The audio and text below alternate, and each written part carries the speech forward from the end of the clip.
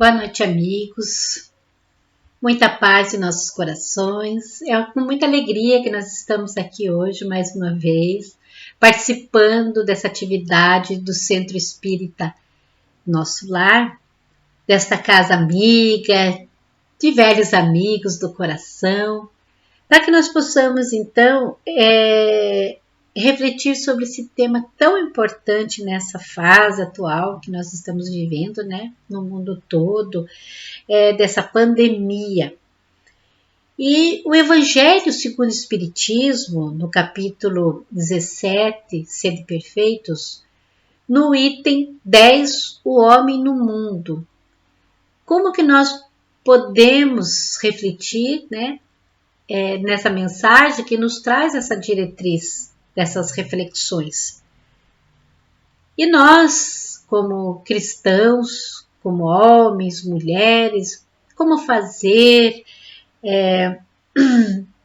como conviver com tantos pensamentos diferentes, antagônicos e com tanta violência moral, física, verbal, que nós podemos extrair dessa mensagem para que nós possamos então nos melhorarmos um pouco mais nessa vivência que precisamos, estando ela em isolamento ou na sociedade, né, em si. Então, no primeiro parágrafo dessa mensagem, começa dizendo assim para nós: um sentimento de piedade deve sempre animar o coração dos que se reúnem sob as vistas do Senhor e imploram a assistência dos bons espíritos. Purificai, pois, os vossos corações. Não consintais que neles demore qualquer pensamento mundano ou fútil. Elevai o vosso espírito àqueles por quem chamais, a fim de que, encontrando em vós as necessárias disposições, possam lançar em profusão a semente que é preciso germine em vossas almas e dê frutos de caridade e justiça. Começamos então a nossa reflexão buscando essas duas palavras que nos chamaram a atenção, né? Que são as necessárias disposições para que os nossos amigos espirituais, os bons espíritos, do qual nós imploramos assistência, né?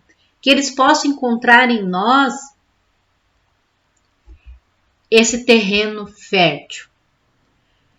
E qual é esse terreno fértil? Lembrando lá da parábola do semeador, né, e que é falado sobre vários tipos de terreno.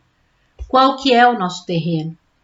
É aquele terreno fértil em que a semente cai e ela se aprofunda, criando raízes, que nada destrói essa plantação, né, dessas sementes, que as sementes vão se frutificar. Se é do terreno em que cai ali entre ervas daninhas e que logo elas se misturam com aquelas ervas daninhas e não se pode colher quase nada dos frutos que é plantado ali, das sementes que são plantadas, ou o terreno árido, que na primeira ventania, na primeira tempestade, é arrancada a semente desse terreno, voltando à estaca zero, voltando à aridez. E é isso, então, que a mensagem vem nos dizer como que está essas necessárias disposições, como que nós estamos dispostos a contribuir, porque nós imploramos a ajuda do alto para que nos oriente, nos inspire nessas atribulações da vida, nesses problemas que nós estamos vivendo. E ele nos diz, então, que eles precisam encontrar em nosso coração esse terreno fértil para que essas sementes germinem e deem frutos, né? Os frutos da caridade e da justiça.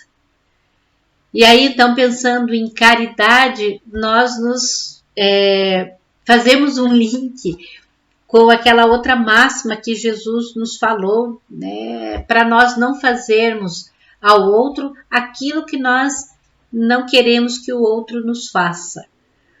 Nenhum de nós quer ser maltratado, rebaixado, humilhado.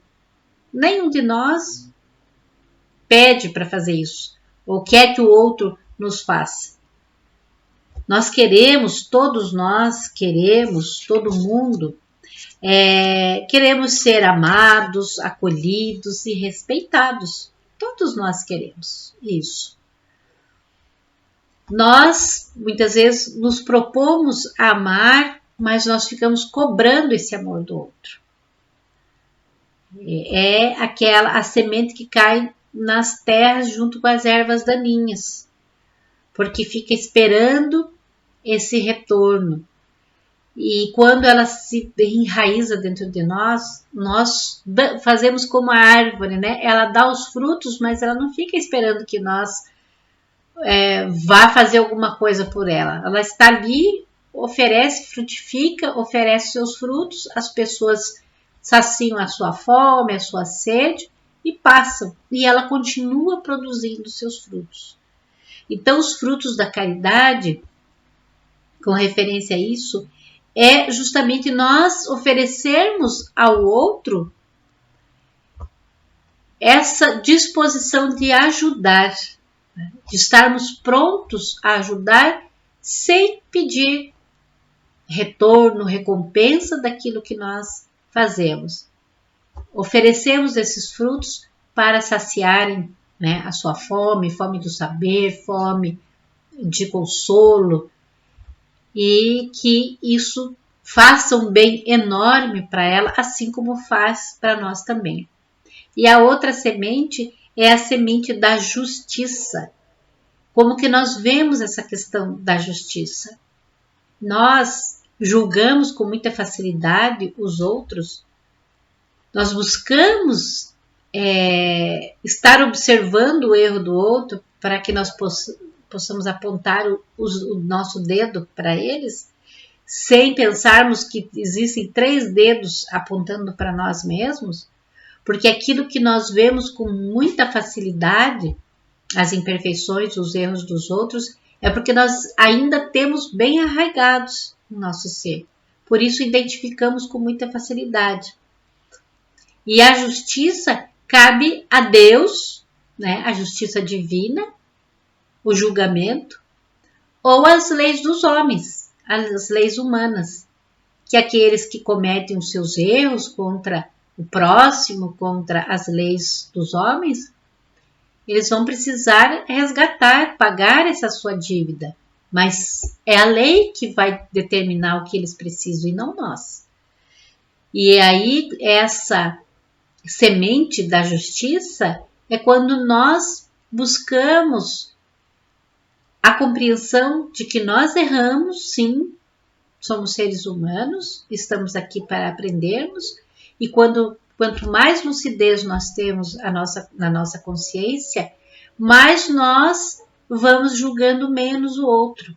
E a justiça entregamos a Deus ou às leis dos homens. Isso é importante que nós observemos, nós principalmente, né?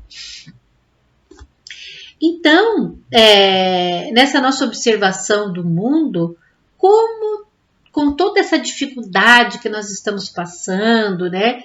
Como nós nos colocamos diante do mundo? Como que nós estamos vivendo neste mundo? Né? Como que nós estamos olhando, observando toda essa questão, todas essas informações que nós estamos tendo, estamos sendo bombardeados com tantos dados, né, estatísticas, estimativas, as pessoas que, né, milhares de pessoas que já desencarnaram pela Covid, quanto sofrimento, tudo isso, como que nós estamos olhando? Por quais lentes nós estamos olhando toda essa situação?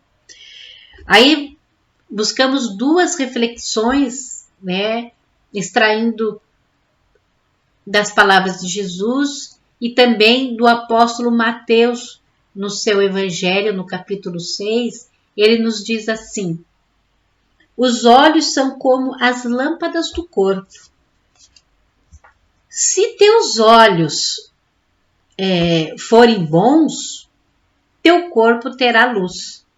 Porém, se teus olhos forem maus, todo o teu corpo estará em absoluta escuridão.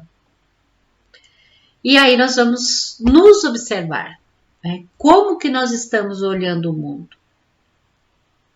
Com o olhar da bondade, da perseverança no bem, do movimento das pessoas, do nosso próprio movimento diante de tudo que está acontecendo, né? Se nós estamos fazendo coisas úteis, estamos sendo úteis, né, de alguma maneira, para evitarmos a propalação do mal, ou se nós estamos olhando com as lentes da maldade, do negativismo, achando que tudo está largado, que Deus nos abandonou. Qual é o nosso olhar, né? Por qual lente nós estamos nos observando? E a outra reflexão fala sobre a boca que fala, né? O que nós estamos falando? E isso nos remete, então, àquela fala de Jesus, né? Um pouco forte, mas trazendo aqui para nós, diz assim: raça de víboras, como pode vocês que são maus falarem de coisas boas? Pois a boca fala do que está cheio o coração. Então é forte isso, né? Então nos leva a essa reflexão para dentro de nós mesmos, para a observação daquilo que nós estamos falando para o nosso próximo, né? Ou falando para nós mesmos, né? Quando nós nos apropriamos dos ensinamentos de Jesus, nós apregoamos esses ensinamentos para os outros, falando da fé, da esperança, da caridade, das bem-aventuranças que Jesus deixou para nós, né, no Sermão da Montanha. Como que nós estamos vivenciando isso? Nós estamos sendo verdadeiros na nossa fala? E quando nós falamos, nos apropriamos desses conhecimentos, nós buscamos concretizá-los nas nossas vivências, nas nossas atitudes? Nós estamos exemplificando esses ensinamentos? Porque nós não vamos virar santos de uma hora para outra. Não é isso que nós queremos colocar aqui. Mas nós precisamos observar aquilo que nós falamos com os nossos atos, comparando aos nossos atos. Estamos seguindo aquilo que nós falamos? Ou faço o que eu falo, mas não faço o que eu faço? Porque se eu falo uma coisa e ajo de maneira diferente, não condiz, as pessoas nos observam, assim como nós observamos as outras pessoas. Seja se eu dizer sim, sim, não, não. O nosso mestre nos orientou isso. Agora, quando a situação me convém, eu ajo de uma maneira, falo uma coisa e ajo ao contrário daquilo que eu falei. E se não me convém, eu coloco os ensinamentos do Cristo prevalecendo aquilo para que eu possa me beneficiar disso. E aí, então, é que ele vem falar, né? Raça de víboras, porque nós estamos sendo falsos se nós não cumprirmos, não executarmos, não exemplificarmos aquilo que nós falamos. Principalmente, não importa se seja expositor espírita, pastor, padre, né? Ou ministro de alguma igreja, não importa. O que importa seja a nossa fala dentro da nossa casa, com os nossos filhos. Um exemplo simples é quando nós dizemos para o nosso filho, quando toca o telefone e nós não queremos atender aquela pessoa, e a gente diga que eu não estou. Não estou sendo, né, correto, porque nós estamos ensinando a mentira. Depois, quando os nossos filhos mentirem, nós queremos cobrar deles porque que eles mentem constantemente, dizem uma coisa e fazem outra. São nessas pequenas coisas que nós precisamos nos observar, né? E buscando então os ensinamentos de Jesus, né, é que nós precisamos nos comprometer em mudar a nossa atitude, vivenciar, nos esforçando para ouvir o que nós falamos, né?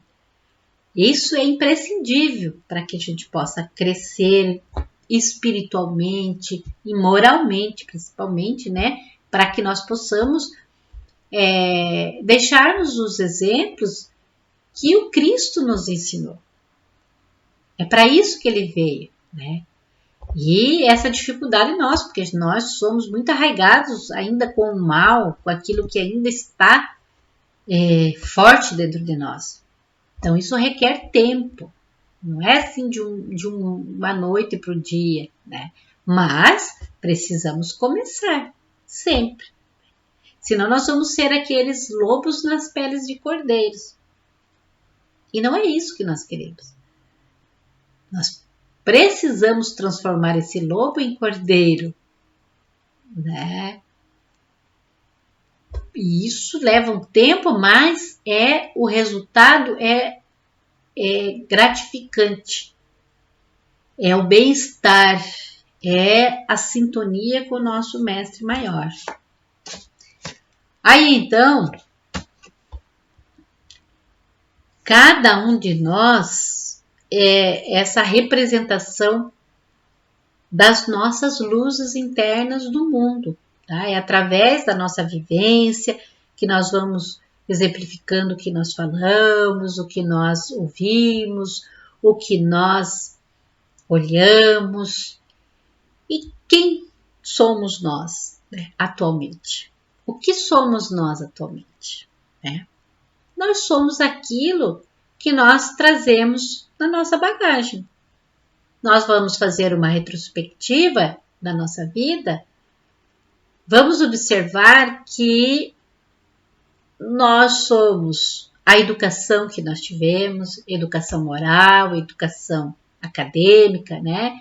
Nós somos tudo o que os estudos que nós fizemos, as coisas que nós vimos, o que escutamos, e que tudo isso é muito importante para o nosso desenvolvimento e para a nossa atuação neste mundo. E também essa nossa bagagem vai trazer as nossas experiências de existências anteriores. Porque nós, espíritas, temos como um dos princípios básicos a reencarnação. É essa nova oportunidade que nosso Pai amoroso nos dá para que nós possamos reconhecer aonde nós erramos, aonde precisamos corrigir, para que possamos evoluir, para que possamos galgar um degrau a mais nessa nossa evolução. Trazendo essa consciência das coisas que o nosso livre-arbítrio nos leva a praticar. Então, com base em todo esse autoconhecimento que precisamos fazer, nós vamos observando o que somos, o que nós podemos oferecer, quais são os frutos e qual é o olhar que nós temos da vida, né? Qual é a nossa fala diante do nosso próximo, dentro do nosso lar, dentro da nossa área profissional, na sociedade, como que está cada um de nós, como nós estamos agindo. Isso é importante para o nosso autoconhecimento. Pode ser que talvez esta nossa reencarnação seja a primeira vez que nós estejamos fazendo essa reflexão, certo? Que nós estamos pensando em nossos próprios erros, com toda essa orientação, esses ensinamentos do mestre, abrindo a nossa mente que o erro não está no outro, né, mas está em nós, né? O erro, sim, mas é aquilo. Se nós erramos em determinada situação da nossa vida, era aquilo que nós tínhamos de conhecimento para o momento. Agora nós já temos outra consciência. Agora nós temos um outro esclarecimento, um outro discernimento. Aí sim, se nós fizermos as mesmas coisas que lá no passado, nós estamos cometendo erros, porque a gente já sabe, já esclareceu a nossa mente com relação àquilo. E aí nós estamos persistindo nas mesmas coisas, nos mesmos erros. Mas quando nós conseguimos fazer isso, nós estamos exercendo a humildade de pensarmos: puxa, né, eu preciso trabalhar mais nesse terreno, né? Eu preciso arar mais, eu preciso tirar essas ervas daninhas para que o fruto se fortaleça e possa frutificar com mais abundância e eu possa oferecer melhor. É aqui que eu preciso limpar mais essa área. E quais são, né? Reconhecendo o que existe mesmo em nós. Se é o orgulho exacerbado, se é a vaidade exacerbada, se é o egoísmo, o que a gente observa mais no outro, porque o outro é nosso espelho. E aí então é o outro que nos faz ver os nossos comportamentos, quando nós conseguimos esse olhar diferente, né? Com isso, então, com essa autorreflexão, nós vamos tendo compaixão dos erros alheios e observando que eles também são suscetíveis de errar tanto quanto nós. E isso traz uma compreensão maior do que é a vivência com o nosso próximo. Que todos nós somos filhos de Deus, de um único Deus, e que se nós temos a chance, né, a oportunidade de recomeçar, de reconhecer aonde erramos, ou aprimorar o que nós já acertamos, o outro também. E é com muita dificuldade que nós pensamos isso, porque eu tenho direito, mas e o outro? O outro nós vamos julgar, nós vamos, né, lançar, condenar, o que nós vamos fazer? É essa visão que nós precisamos mudar de nós mesmos e do nosso próximo, né? Então, pensando em nossos próprios erros, nós vamos desenvolvendo a compaixão pelo nosso próximo, né? Vamos oferecendo os frutos, os melhores frutos daquilo que a gente já conseguiu germinar e frutificar em nós mesmos, né?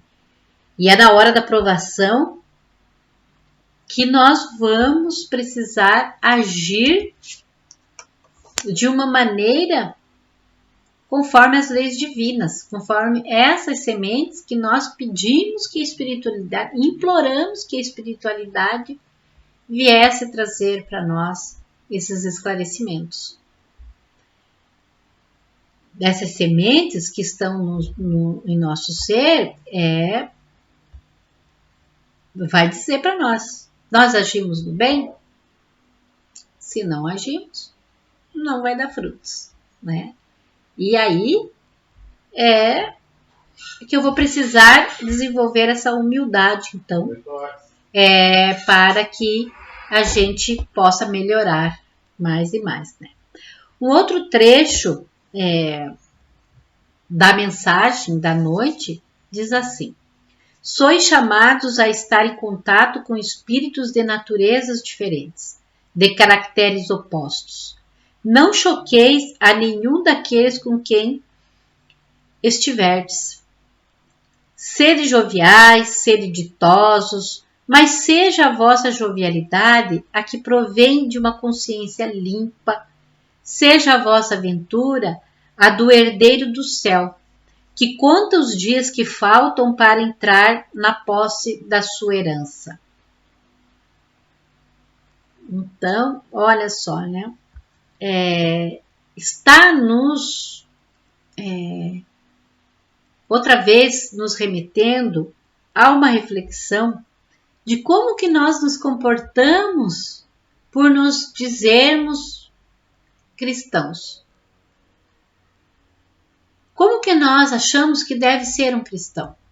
Deve ser uma pessoa sisuda, fechada, com aquele semblante carregado para dizer que está sempre conectado. Achamos que, né, os bons espíritos, né, os anjos, são aqueles seres, né, que vivem clausurados, fechados, não dão um sorriso e precisam ficar nesse recolhimento profundo.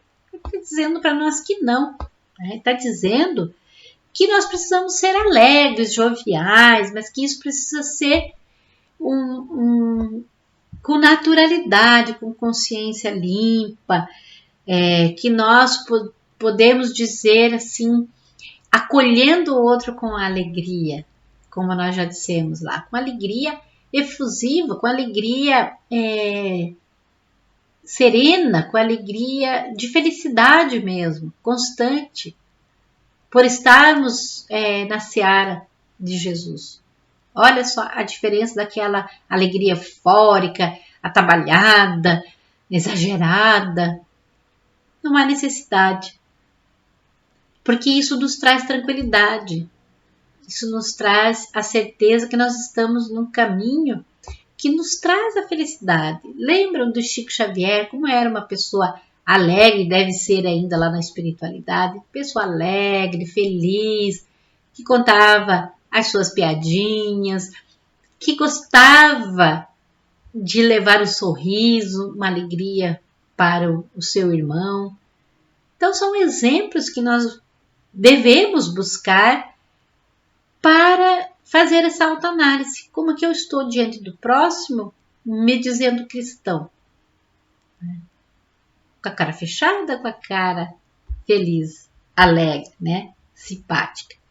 A alegria é combustível da alma, né? Ela vai trazer para nós, como diz a mensagem, né? A mensagem diz que ela deve ser sincera, que o contato com o Evangelho nos traz essa alegria. Puxa vida, né? Nós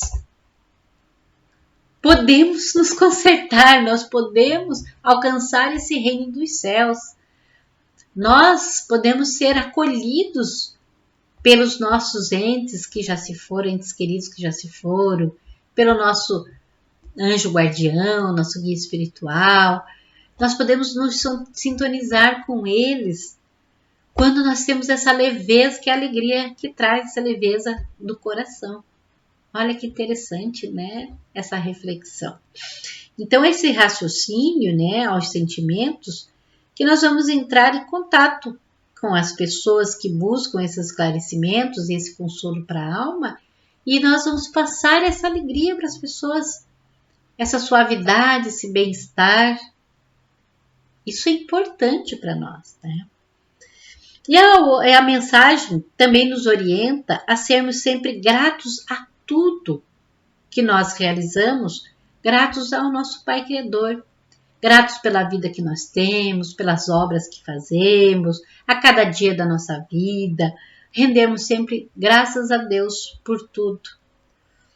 Quando nós vamos dormir, quando nós acordamos pela manhã, estarmos prontos a servir ao nosso Senhor com alegria, né, com esperança, que aquele dia vai ser um dia maravilhoso, um dia bom, mesmo com todas as atribulações que também vêm com esse nosso dia, né? Mas são lições ou são provações, provinhas que nós precisamos passar e tirarmos 10, se possível, né? Diante da prova que nos é apresentada. E aí mais um trecho da nossa mensagem diz assim: a perfeição está toda, como disse o Cristo, na prática da caridade absoluta. Os deveres da caridade alcançam todas as posições sociais, desde o menor até o maior. Nenhuma caridade teria a praticar o homem se vivesse insulado, unicamente no contato com os seus semelhantes. Nas lutas mais árduas é que ele encontra ensejo de praticá-las. Aquele, pois, que se isola, priva-se voluntariamente do mais poderoso meio de aperfeiçoar-se. Não tendo de pensar senão em si, sua vida é a de um egoísta. Esse trecho que vem falar do isolamento, do insulamento, vem nos remeter a uma outra situação. Porque agora, nesse momento, nós precisamos viver isolados socialmente. Nós precisamos ficar em casa, se possível, para que esse vírus não se prolifere, não se contamine mais pessoas ainda. Então, nós precisamos ficar em casa isolados. Mas uma das reflexões é de valorizarmos quando nós éramos livres, né, para estarmos com os nossos amados, né, com os nossos amigos, com os nossos familiares, lá no centro espírita, nas palestras públicas, presenciais, nos grupos de estudos, né, nas comemorações, nas confraternizações. É tudo tão gostoso, tudo tão alegre, tão bom abraçar os nossos amigos, desejar, né, aquele bem-estar para o outro, naquele abraço, trocarmos as energias, né, físicas até. Então, tudo isso faz uma falta enorme para nós. Tenho certeza que todos nós estamos sentindo falta desse contato físico. E a outra, então valorizarmos esses pontos. E a outra questão é que precisamos sim desse isolamento, mas nós estamos aqui como estamos agora, virtualmente, fazendo o melhor que nós podemos no contato virtual com o outro. De vermos nossos entes queridos, né, os seus rostinhos, nas telinhas do notebook, do celular, buscarmos levar uma mensagem de paz, de tranquilidade, de esperança que todo mundo está precisando, de consolo, de conforto espiritual. Né? Agora, muitas possibilidades de fazerem cursos, nós estamos em casa, de organizarmos, né, administrarmos o nosso tempo, para estudarmos mais, para conhecermos mais os nossos familiares, porque antes, muitas vezes nós trabalhávamos o dia inteiro, muitas vezes também fazíamos faculdade à noite, não conseguíamos nem conversar com os nossos familiares, com os nossos pais, irmãos, filhos, marido, mulher, tudo isso ficava para um final de semana. Então era restrito esse contato. E agora que nós precisamos ficar praticamente 24 horas juntos, nós temos essa oportunidade. E o que vem, às vezes, é a impaciência, a intolerância, muitos casamentos sendo desfeitos.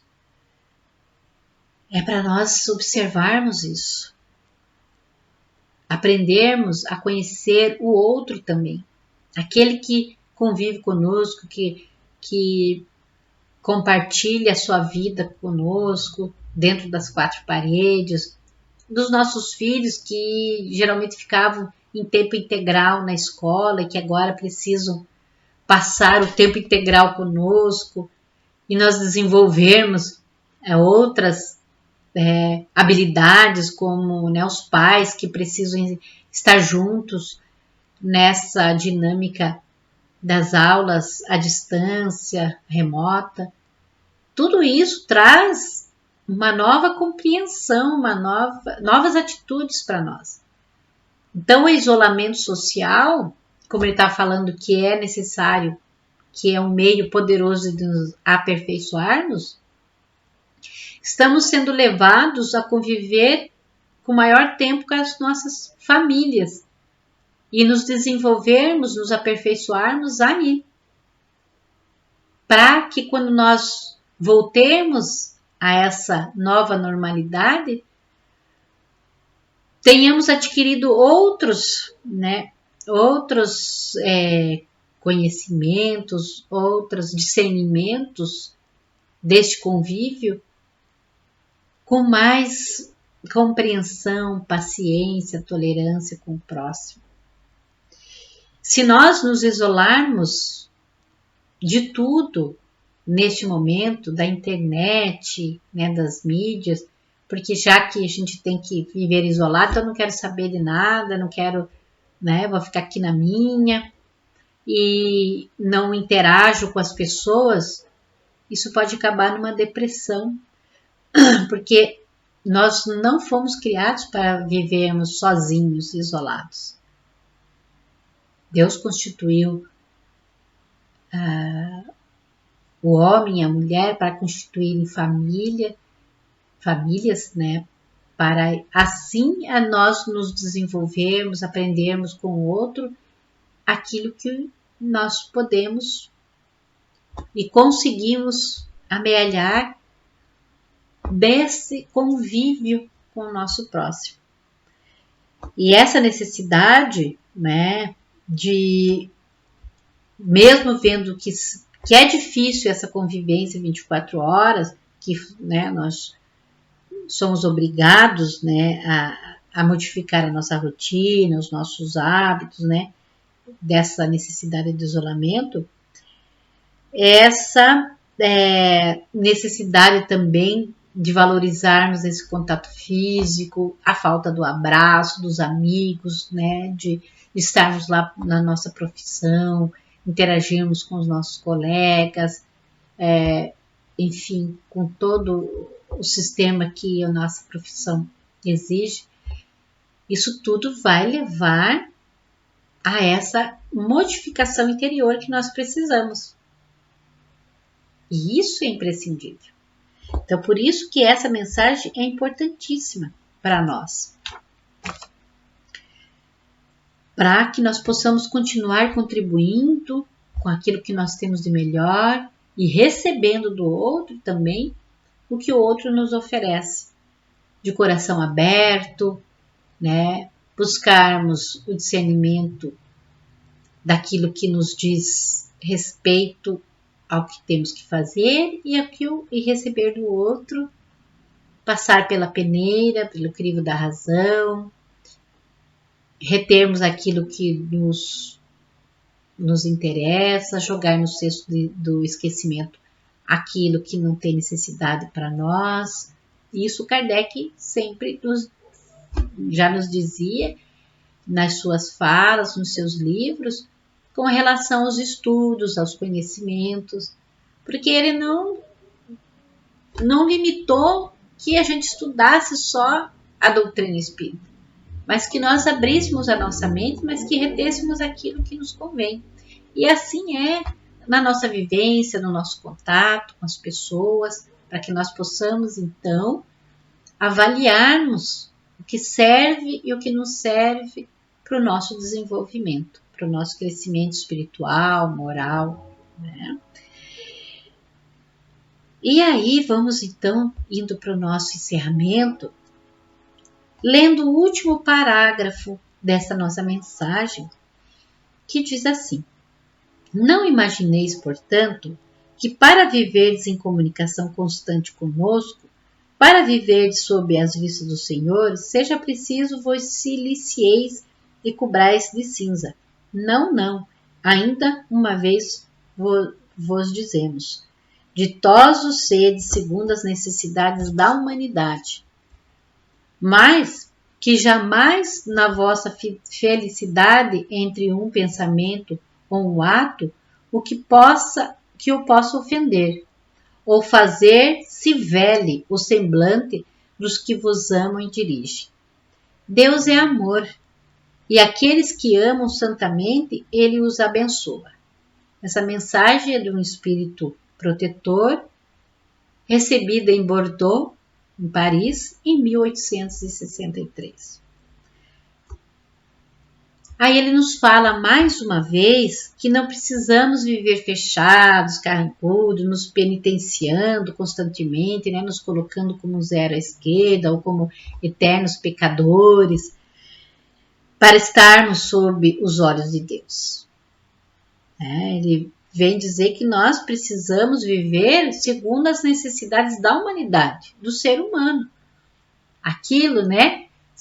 Estarmos no mundo sem sermos do mundo. Não precisamos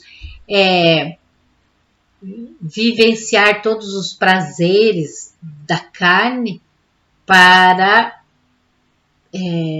dizer que somos aqui do mundo, mas sim dos prazeres da alma, sem sermos desse mundo que ainda é de provas e expiações de uma maneira mais leve, de uma maneira que nós possamos pensar em nós, nos amarmos e compartilhar aquilo que nós temos de melhor com o nosso próximo.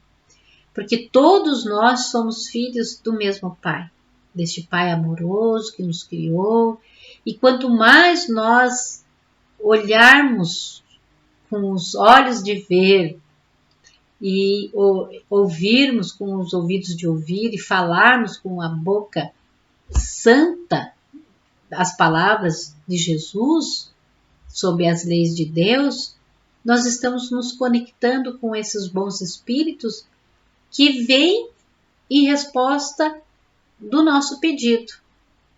E que nós possamos, então, colocar essas disposições necessárias que eles pedem, que é um coração limpo, que é um coração fértil, para que essas sementes, que são as leis divinas, frutifiquem e que nós nos sintamos abençoados, sintonizados com o nosso Pai maior, com o nosso Pai amoroso, hoje e sempre.